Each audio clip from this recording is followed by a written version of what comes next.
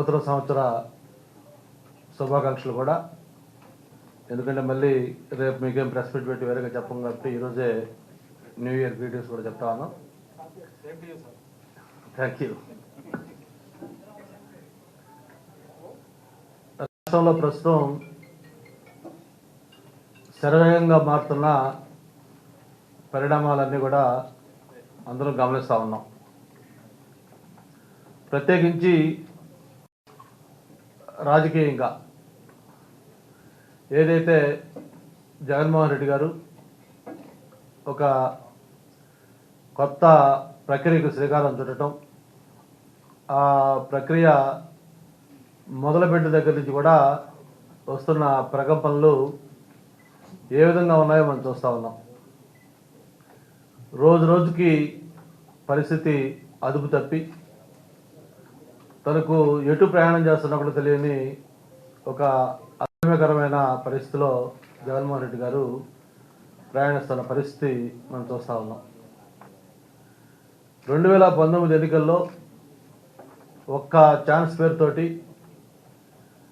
ఆచరణకు సాధ్యం కానీ అమలుకు వీలు కానీ అనేక రకాల హామీలతోటి మరి ఎప్పుడు కూడా లేనంత భారీ మెజార్టీతోటి అధికారంలోకి వచ్చిన తర్వాత ఈ 4 సంవత్సరాల 9 నెలలు తన పరిపాలనా కాలంలో ఆ హామీలు, ఇచ్చిన వాగ్దానాలు, అలాగే మేనిఫెస్టోలో పెట్టిన అంశాలు అన్నీ కూడా పక్కన పెట్టి వాటిలన్నిటి కూడా తూట్లు పొడిచి కేవలం సంక్షేమం పేరుతోటి నేను బట్టలు నొప్పుతున్నాను, నేరుగా లబ్ధిదారులకే అన్ని చేకూరుస్తున్నానని చెప్పి ఒక మాయ మాటలు చెప్పి 99.9% అంటే ఆల్మోస్ట్ ఆల్ 10% హామీలు అమలు చేశాను నేను అని చెప్పని ఇప్పటికీ ఒక బూటకపు మాటలు చెప్తున్న నేపథ్యం ఇది.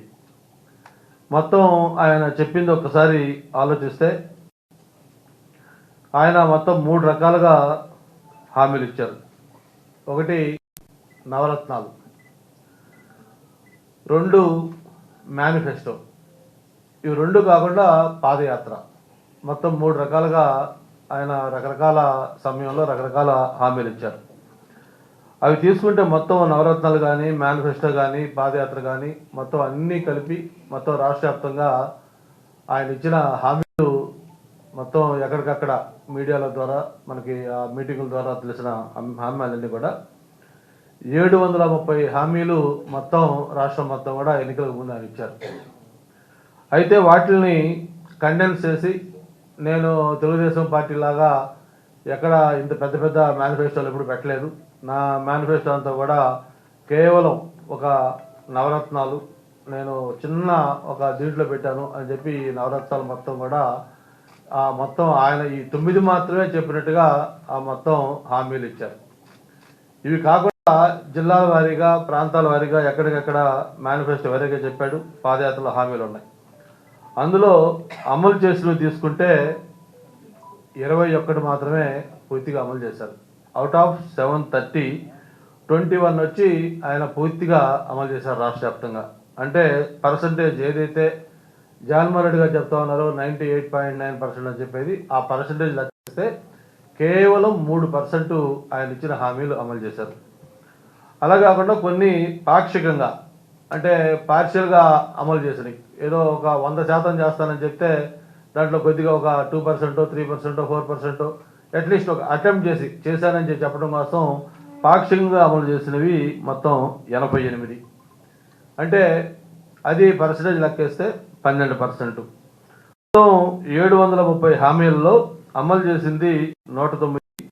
అంటే పాక్షికంగా ప్లస్ పూర్తి చేసినవి మొత్తం కలిపితే 109, అంటే 15% మాత్రమే అమలు చేశారు.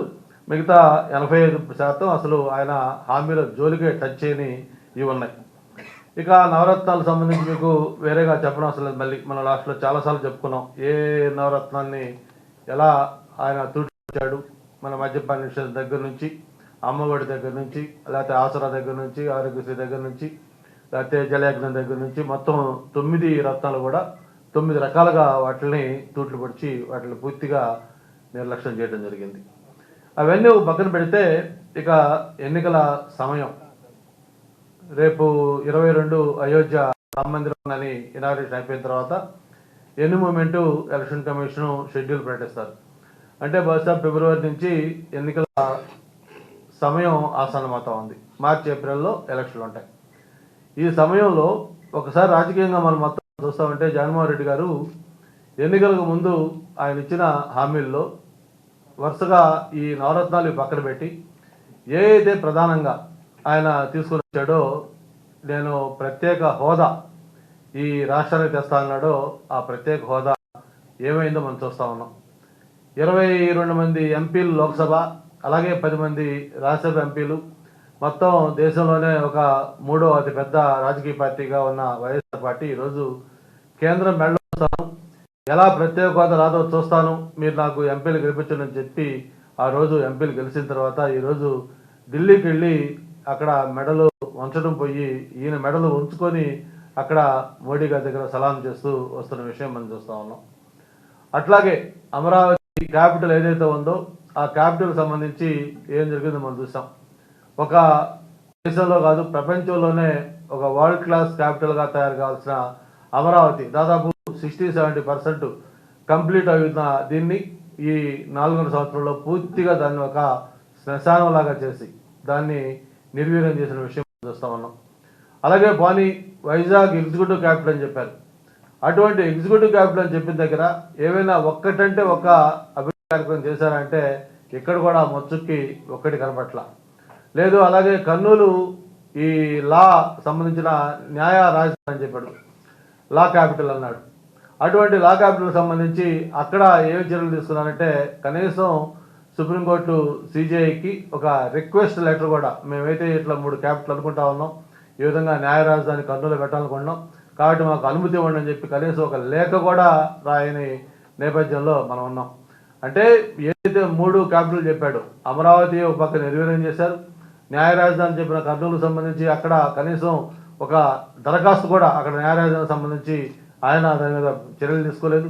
కానీ ఉత్తరాంధ్ర విశాఖపట్నాన్ని ఎగ్జిక్యూటివ్ క్యాపిటల్ అంటే ఎక్కడ కూడా ఏమాత్రం ఒక్క అభివృద్ధి కార్యక్రమం కానీ ఆ దిశగా ఇప్పటిదాకా రకరకాల సమయాలు ఇచ్చారు. ఇక్కడ మన సామంతరాజులు లేకపోతే మన మంత్రులు చెప్తా ఉంటారు, ఈ నెలలో వస్తున్నాడు, ఈ నెలలో వస్తున్నాడు, వినాయక చవితికి, దసరాకి, దీపావళికి, లేకపోతే సంక్రాంతికి, క్రిస్మస్కి ఇట్లా పండుగలు డేట్ చెప్తా ఉన్నారు. ఆ పండుగలు వస్తూ ఉన్నాయి, పోతా ఉన్నాయి. కానీ మనకి క్యాపిటల్ కానీ లేకపోతే ముఖ్యమంత్రి ఇక్కడికి వచ్చింది కానీ ఏమాత్రం జరగట్లా. ఆ % కంప్లీట్ చేసి మనం ప్రభుత్వంలో నుంచి ఆ రోజు దిగిపోవడం జరిగింది. ఈ 5 ఏళ్లలో కనీసం 4% కూడా కంప్లీట్ చేయకుండా ఎక్కడేసిన గొంగళ అక్కడలాగే ఈరోజు పోలవరాన్ని ఆ విధంగా ఉంచారు. మరి ఆ రోజు ఏదైతే పరిపాలన ఒక ప్రజావేదిక కూల్చివేత దాని ద్వారా స్టార్ట్ అయిందో అక్కడి నుంచి ఈ రాష్ట్రంలో పరిపాలన ఎలా ఉండబోతుందో మనకు ఒక శాంపిల్ ఆ రోజు ఆయన చూపించారు. మరి ఈరోజు తెలుగుదేశం పార్టీ చంద్రబాబు నాయుడు గారు లేకపోతే మన మిత్రపక్షం జనసేన పవన్ కళ్యాణ్ గారు అంటే వాళ్ళకి ఏదో రాజకీయంగా విమర్శిస్తారనుకోవచ్చు. మనం రోజు పేపర్ చూస్తే, టీవీ ఆన్ చేస్తే ఈరోజు వార్తలు వైఎస్ఆర్ పార్టీ గురించి మనం చెప్పట్లా. ఆ పార్టీలో ఇప్పటిదాకా అనేకమైన పదవులు చేసిన ఎమ్మెల్సీలు కావచ్చు, ఎమ్మెల్యేలు కావచ్చు, లేకపోతే వివిధ హోదాలో ఉన్న వ్యక్తులు కావచ్చు, వాళ్ళు మాట్లాడుతూ ఉన్నారు. ఈరోజు విశాఖపట్నం చూసాం మనం. నిన్న మొన్న ఒక ఎమ్మెల్సీ పార్టీలో రిజైన్ చేయటం, పార్టీ ప్రాథమిక సభ్యత్వాన్ని కూడా రిజైన్ చేయటం, వేరే పార్టీలో జాయిన్ కావడం కూడా జరిగింది. ఇప్పుడే మన మీడియా మిత్రులు చెప్తున్నారు, ప్రెస్ మీట్ పెట్టి ఆ పార్టీ యొక్క పరిస్థితి ఏంటి, ఆ పార్టీలో నాయకుల పరిస్థితి ఏంటి, దాని స్థితిగతులు ఎలా ఉన్నాయి, భవిష్యత్తు ఎలా ఉండబోతుందో వివరంగా చెప్పారని.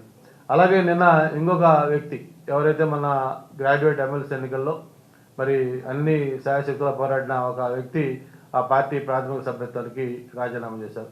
అలాగే మన ప్రకాశం జిల్లా నుంచి చూస్తే ఒక అన్నయ్య రాంబాబు, ఒక శాసనసభ్యుడు, రాష్ట్రంలోనే జగన్మోహన్ రెడ్డి తర్వాత హైయెస్ట్ మెజారిటీ 87,000 మెజారిటీ వచ్చిన వ్యక్తి, ఒక అగ్రకులాలకు సంబంధించిన వైశ్య వర్గానికి, సామాజిక వర్గానికి చెందిన వ్యక్తి, గతంలో పీఆర్పీ నుంచి కూడా ఎమ్మెల్యే గెలిచిన వ్యక్తి.